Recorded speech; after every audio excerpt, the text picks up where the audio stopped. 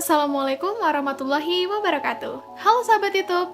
Di video kali ini, saya, Sabrina, akan mengajak kalian untuk lebih memahami mengenai ketahanan pangan, bahan industri, serta energi baru dan terbarukan. Sebelumnya, kalian tahu nggak sih apa itu ketahanan pangan, bahan industri, dan energi baru dan terbarukan? Penasaran kan? Ayo kita lanjut ke materinya. Materi pertama yaitu ketahanan pangan. Kalian tahu nggak sih apa itu ketahanan pangan? Yap, bener banget. Ketahanan pangan adalah ketersediaan pangan dan kemampuan seseorang untuk mengaksesnya.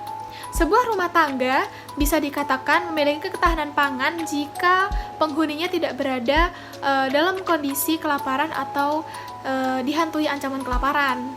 Wow, serem banget ya teman-teman.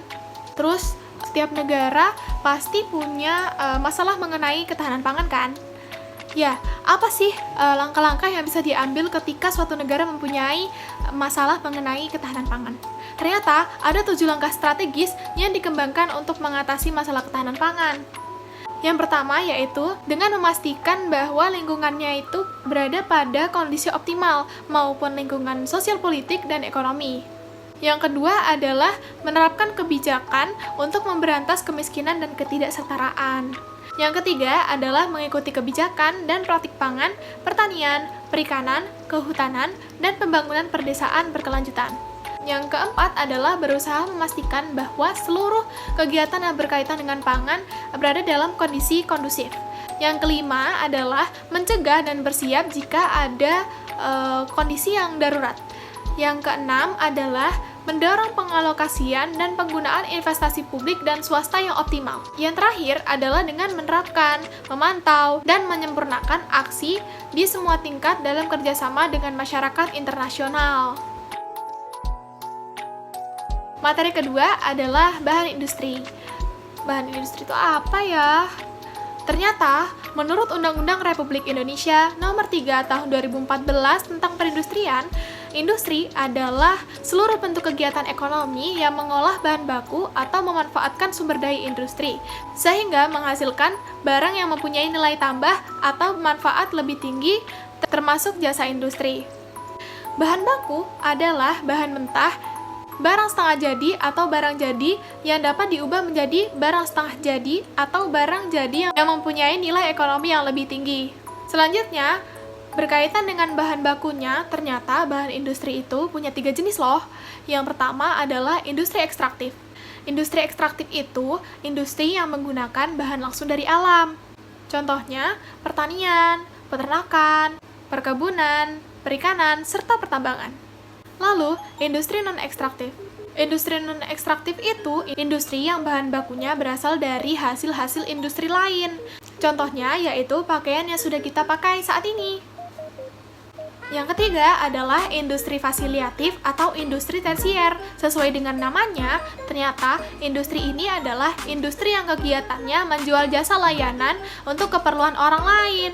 Contohnya adalah perbankan, perdagangan, angkutan, dan pariwisata. Materi yang ketiga adalah energi baru dan terbarukan. Apa ya? Oh, ternyata itu masih dibagi 2 loh, yaitu sumber energi tak terbarukan dan sumber energi terbarukan. Sumber energi tak terbarukan yaitu sumber energi yang dihasilkan dari sumber daya energi yang akan habis jika dieksploitasi secara terus-menerus. Contohnya, minyak bumi, gas bumi, batu bara, gambut, serpih bitumen, dan lain-lain.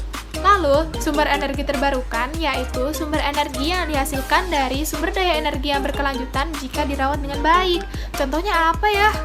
Oh, contohnya adalah sinar matahari, angin, air, panas samudra, gelombang laut, biomasa, dan panas bumi. Banyak ya ternyata.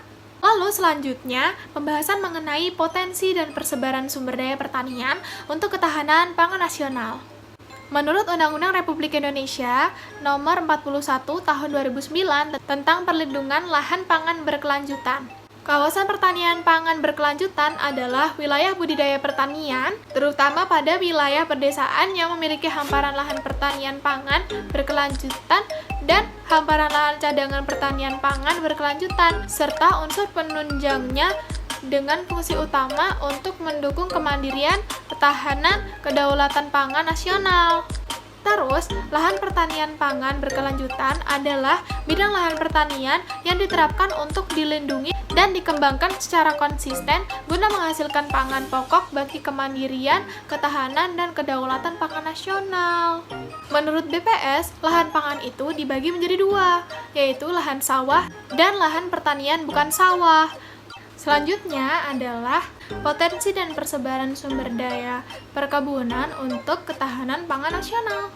Menurut Undang-Undang Republik Indonesia Nomor 39 tentang Perkebunan, perkebunan adalah segala kegiatan pengelolaan sumber daya alam, sumber daya manusia, sarana produksi, alat dan mesin budaya, panen, pengolahan, dan pemasaran terkait tanaman perkebunan.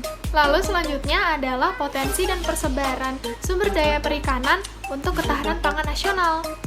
Kegiatan perikanan di Indonesia terdiri dari perikanan budidaya dan perikanan tangkap. Perikanan tangkap adalah semua kegiatan untuk memperoleh ikan di perairan yang tidak dalam keadaan dibudidayakan dengan alat atau cara apapun, termasuk kegiatan menggunakan kapal untuk memuat, mengangkut, menyimpan, mendinginkan, menangani, mengolah, atau mengawetkannya. Perikanan budidaya adalah kegiatan untuk memproduksi biota atau organisme akuatik di lingkungan terkendali dalam rangka mendapatkan keuntungan atau profit. Selanjutnya adalah potensi dan persebaran sumber daya peternakan untuk ketahanan pangan nasional. Menurut Undang-Undang Republik Indonesia Nomor 41 Tahun 2014 tentang perubahan atas Undang-Undang Nomor 18 Tahun 2009 tentang peternakan dan kesehatan hewan. Peternakan adalah segala urusan yang berkaitan dengan sumber daya fisik, benih, bibit, bakalan, ternak ruminansia indukan, pakan, alat dan mesin peternakan, budidaya ternak, panen, pasca panen, pengolahan, pemasaran, pengusahaan, pembiayaan, serta sarana dan prasarana. Menurut statistik peternakan dan kesehatan hewan tahun 2016, ternak dapat dikelompokkan menjadi 4 kelompok, yakni kelompok ternak besar, kelompok ternak kecil, kelompok ternak unggas, dan aneka ternak. Selanjutnya adalah potensi dan persebaran sumber daya untuk penyediaan bahan industri. Sumber daya alam adalah materi yang ditemukan secara alami di lingkungan yang digunakan untuk dihargai oleh masyarakat sebagai sumber daya. Sumber daya alam di Indonesia sangat kaya dan tersebar di seluruh Indonesia loh. Sumber daya alam di Indonesia dikembangkan juga oleh Wilayah Pengembangan Industri atau WPI.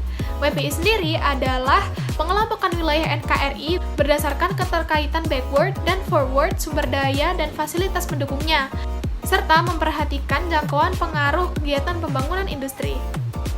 Peta wilayah pusat pertumbuhan industri atau WPPI di Indonesia bisa kalian lihat di atas. Lalu selanjutnya adalah potensi dan persebaran sumber daya untuk penyediaan energi baru dan terbarukan. Bisa kita lihat, tampak bahwa ada cukup banyak energi terbarukan yang ada di Indonesia.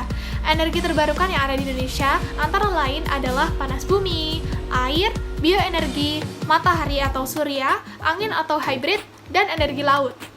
Lalu selanjutnya, potensi dan persebaran sumber daya untuk penyediaan energi baru dan terbarukan. Energi baru adalah energi yang berasal dari sumber energi baru. Sumber energi baru adalah sumber energi yang dapat dihasilkan oleh teknologi baru, baik yang berasal dari sumber energi terbarukan maupun tidak terbarukan.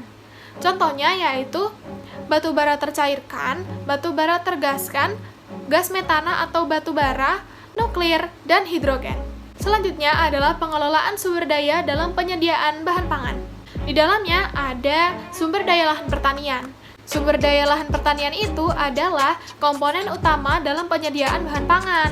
Dan dalam pengelolaannya, hendaknya memperhatikan kelestarian sumber daya lahan tersebut. Dan tindakan pelestarian ini hendaknya memperhatikan hal-hal berikut. Yang pertama adalah pencegahan erosi di permukaan tanah. Yang kedua adalah pencegahan teknik budidaya tanaman yang bersifat penambangan hara tanah secara eksploitatif. Yang ketiga adalah pengayaan kandungan bahan organik tanah mencapai tingkat optimal dan pengembalian limbah panen ke dalam tanah sebagai kompos dan pupuk kandang. Yang keempat adalah pergiliran varietas dan penanaman mulvarietas pada suatu hamparan. Yang kelima adalah pengayaan jenis dan populasi mikroba bermanfaat dalam tanah. Dan selanjutnya dapat kalian lihat di atas.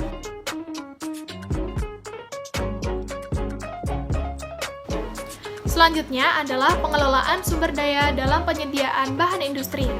Menurut Peraturan Pemerintah Republik Indonesia Nomor 41 Tahun 2015 tentang Pembangunan Sumber Daya Industri, industri sendiri adalah seluruh bentuk kegiatan ekonomi yang mengolah bahan baku atau memanfaatkan sumber daya industri sehingga menghasilkan barang yang mempunyai nilai tambah atau manfaat lebih tinggi, termasuk jasa industri, perusahaan industri, dan perusahaan kawasan industri wajib memanfaatkan sumber daya alam secara efisien, ramah lingkungan, dan berkelanjutan.